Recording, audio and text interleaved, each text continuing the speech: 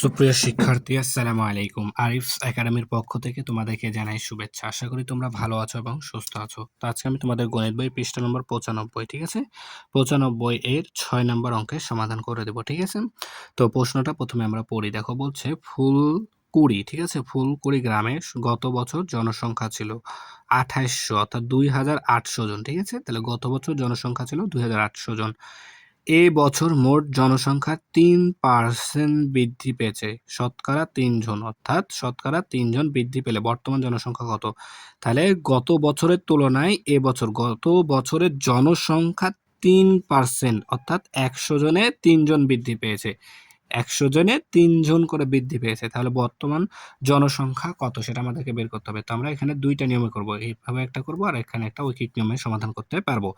তো প্রথম কথা দেখো ৩% সমান সমান কি? ৩% সমান সমান হলো ৩ ১০০ ভাগের ৩, ঠিক আছে না? ১০০ ভাগের ৩ বা ৩/১০০, ঠিক আছে? ৩/১০০। কারণ কি? এখানে যে পার্সেন্টেজ সমান সমান ১/১০০ ছিল, যে ৩ একে ৩ আর নিচে ১০০ হয়ে গেল, ঠিক আছে? এখন দেখো তাহলে ২৮০০ তাহলে ২৮০০ এর ১০০ ভাগের ৩ হলো, তাহলে কি হবে? এই ২৮০০ আর এই ৩ গুণ করতে হবে, তাই না? তাহলে ২৮০০, ঠিক আছে? ২৮০০ গুণন ৩ ভাগ হচ্ছে আমাদের ১০০। ১০০ নিচে আছে, ১০০ দ্বারা ভাগ করে দেব, ঠিক আছে?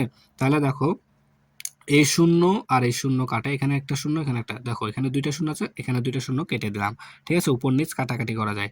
এখন এটা ২৮ গুণ ৩ আছে, ২৮ আর হচ্ছে গুণ ৩, ঠিক আছে? তাহলে যদি গুণ করি, দেখো ৩ আসতে ২৪, ২৪-এর ৪, হাতে থাকে ২, ৩ দুগুণ ৬, ২ ৮, ঠিক আছে? তাহলে ৮৪ জন। তাহলে গত বছরের তুলনায় এবছর ৮৪ জন কি জনসংখ্যা বৃদ্ধি পেয়েছে, ৮৪ জন।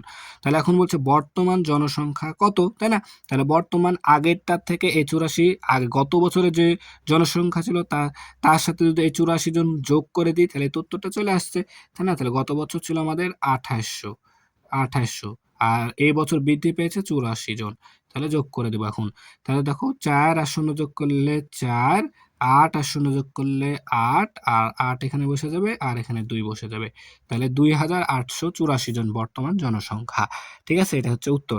এখন আমরা ঐকিক নিয়মে কিভাবে সমস্যা সমাধান করব সেটা দেখো, তাই না? তাহলে দেখো ১০০ জনে কি ৩%, মানে দেখো ৩% বৃদ্ধি পেয়েছে, তার মানে ১০০ জনে বৃদ্ধি পেয়েছে ৩ জন, ঠিক আছে? তাহলে আমরা এখানে লিখবো যে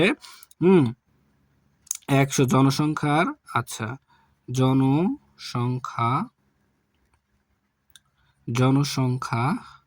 ১০০ জনে বৃদ্ধি পায়, ১০০ জনে বৃদ্ধি পায় সমান সমান ৩%, অর্থাৎ ৩ জন, ঠিক আছে? ১০০ জনে ৩ জন বৃদ্ধি পায়। তাহলে একজনে এখন বের করতে হবে, তাহলে অতএব তাহলে একজনে বৃদ্ধি পায় কি? উপরে থাকবে ৩ আর নিচে থাকবে ১০০, ঠিক আছে? ১০০ নিচে থাকবে ১০০, এটা সবসময় উপরে থাকবে আর ১০০ নিচে চলে যাবে, এত জন। তাহলে এখন আমাদের জনসংখ্যা ছিল গত বছর ২৮০০ জন, তাই না? তাহলে আমরা লিখবো অতএব জনসংখ্যা ২,৮০০ জনে বৃদ্ধি পায় সমান সমান ৩ গুণন ২,৮০০, ঠিক আছে? এটা সবসময় উপরেরটার সাথে গুণ হয়ে যাবে, ঠিক আছে? ভাগ হচ্ছে কত? ১০০, ঠিক আছে? তাহলে এখানে দেখো ২টা শূন্য আছে, এখানেও ২টা শূন্য, তাহলে কেটে দিলাম। তাহলে এখন যদি আমরা গুণ করে দিই, তাহলে ৩ আষ্টে ২৪, ২৪-এর ৪, হাতে থাকে ৩ আষ্টে ২৪, ২৪-এর ৪, হাতে থাকে ২, ৩ দুগুণ ৬, ২ ৮, ৮৪ জন। তাহলে আমাদের জনসংখ্যা বৃদ্ধি পেয়েছে ৮৪ জন, তাই না? তাহলে এখন আমাদের বর্তমান জনসংখ্যা কত সেটা বের করতে হবে, তাই না? তাহলে আমরা এখন এখানে লিখে দেবো যে অতএব বর্তমান